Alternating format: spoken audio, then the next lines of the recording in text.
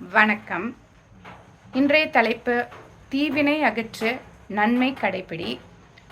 மரியாதை ராமன் கதைகள் மிக புகழ் வாய்ந்தவை. அவர் குறைந்த வயதிலேயே நிறைந்த அறிவை பெற்றவர். அவர் ஆராய்ந்து வழங்கிய தீர்ப்புகளில் எந்த தவறும் நேராது. அப்படிப்பட்ட ஒரு கதையை நாம் இப்பொழுது காண்போம். வணக்கம். நான் தான் சோமன். நிறைய செல்வம் உடையவன். கொஞ்சம் பணத்தாசை நிறைய உடையவன். எல்லோரும் என்னை கஞ்சன் என்பர். ஆனால் நான் கருமி அல்லவா? என்னை பற்றி போக போக புரிந்து கொள்வீர்கள். வணக்கம். நான் தான் பூபாலன். எனக்கு நேர்மையும் நாணயமும் இரு கண்கள். நான் சோமு ஐயா வசிக்கிற ஊருக்கு பக்கத்து ஊர்ல இருக்கேன். எங்க ஊர்ல வானம் பொய்த்து போச்சு. அதனால அவர் ஊருக்கு போய் நான் பஞ்சம் பிழைக்கலான்னு இருக்கிறேன். அப்பாடா, என்ன வெயில! ஒரு வழியா இன்னைக்கு நம்ம தோப்புல விளைஞ்ச தேங்காய் எல்லாம் வித்து போச்சு. 10,000 ரூபாய் சொலையா கிடைச்சிருக்கு. இத பத்திரமா வீட்டுக்கு எடுத்துட்டு போகணும். ஆமா. கமலா, குடிக்க கொஞ்சம் தண்ணி கொண்டு வாமா. அப்படியே இந்த பணத்தை கொஞ்சம் வீட்டுல உள்ள கொண்டு போய் பையே. எங்க பணத்தை காணோம்? எங்க போச்சு? ஐயோ, எங்க காணோம்? ஐயோ, எல்லா இடத்துலயும் தேடி பார்த்துட்டேனே, பணத்தை காணுமே. நான் என்ன பண்ணுவேன்? எங்க தேடியும் பணம் கிடைக்கல. இனி என்னுடைய நண்பன் பீமன் சொன்ன மாதிரி செஞ்சிட வேண்டியதுதான். இதனால எல்லாருக்கும் தெரிவிக்கிறது என்னன்னா, சோமன் ஐயாவோட 10,000 ரூபா பணப்பைய காணோம். அதை தேடி எடுத்து கொடுக்கறவங்களுக்கு தக்க சன்மானம் வழங்கப்படும். இதை எல்லாருக்கும் தெரிவிக்க சொன்னாங்க.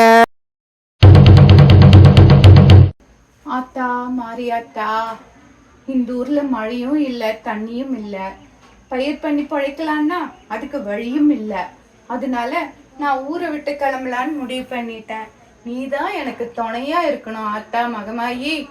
நான் நம்மளோட நண்பன் பீமன் இருக்கானே, அவனோட ஊர்ல போய் ஏதாவது ஒரு வேலை வெட்டி செஞ்சு பொழைச்சிக்கலான் இருக்கிறேன். மகமாயி என் கூட துணையா இருக்கணும்டா சாமி. இது என்ன பணப்பை? இதுல நிறைய காசு இருக்குதே.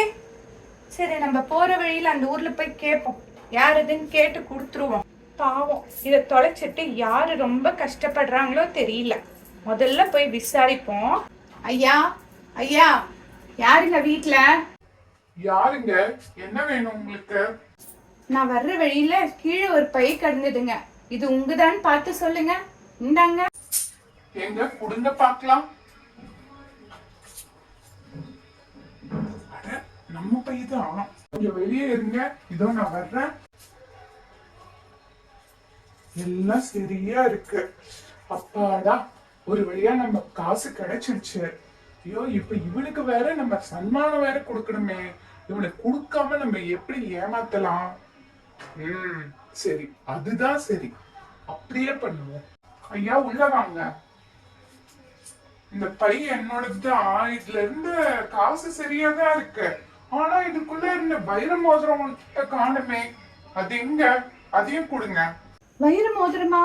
ஐயோ, எனக்கு தெரியாதே. நான் பார்க்கலையே. நான் எடுக்கலீங்க ஐயா. எனக்கு தெரியாதுங்க ஐயா. என்ன? நீங்க எடுக்கலையா? ஒழுங்கா மரியாதையா கொடுத்துருங்க. இல்லாட்டினா நான் சும்மா விட மாட்டேன். ஆமா, சொல்லிட்டேன். ஐயா, நான் பைய மட்டும் தாங்க கண்டெடுத்தேன். நான் அதுல இருந்து ஒரு பொருளை எடுக்கலீங்க. எனக்கு ஒண்ணுமே தெரியாதுங்க. இந்த பையில கொஞ்சம் காசு இருக்கிறத பார்த்தேன். உடனே தேடி கொண்டு கொடுத்துட்டேங்க. வழக்கு விசாரணை மரியாதை ராமன் அவர்களிடம் வருகிறது. என்ன நடந்தது சொல்லுங்கள். ஐயா, நான் பணத்தை தொலைச்சிட்டேன். இவரு தேடி கொண்டு கொடுத்தாரு. அதுல பணம் இருக்கு. ஆனா என் வைர மோதிரத்தை தான் காணோம். நீங்க தாயா கேட்டு கொடுக்கணும். ஐயா, நான் பைய மட்டும் தாங்க கண்டெடுத்தேன். நான் அதுல இருந்து ஒரு பொருளை எடுக்கலீங்க. எனக்கு ஒண்ணுமே தெரியாதுங்க. இந்த பையில கொஞ்சம் காசு இருக்கிறத பார்த்தேன். உடனே தேடி கொண்டு கொடுத்துட்டேங்க. என் மேல எந்த தப்பும் இல்லைங்க. எங்க அந்த தண்டோரா போடுறவரை கூப்பிடுங்க.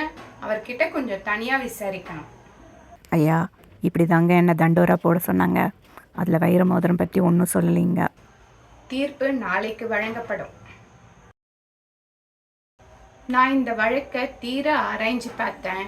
இதுலேருந்து என்ன தெரியுதுன்னா, சோமன் தொலைச்ச பையில பணமும் வைர மோதிரமும் இருக்கு அப்படின்னு சொல்றாரு. இந்த பையில ஆனா வைர மோதிரம் இல்லை. இதுலேருந்து என்ன தெரியுது, இந்த பை சோமனோடது இல்லை அப்படின்னு தெரியுது. இந்த பையை தொலைச்சவர் அவரோட பைய தொலைஞ்சு போச்சுன்னு புகார் கொடுக்கல. அதனால நம்ம ஊர் வழக்கப்படி இந்த பைய தொலைச்சவர் புகார் கொடுக்காததுனால கண்டெடுத்தவரே இந்த பணத்தை வச்சுக்கலாம். ஆனா அவரு இந்த பணத்தோட மொத்த மதிப்புல ஒரு 10 பங்கை நம்ம அம்மன் கோயிலோட வளர்ச்சிக்கு கொடுக்கணும். மீதி 90 பங்கை அவர் வச்சுக்கலாம். இதுதான் இந்த வழக்கோட தீர்ப்பு.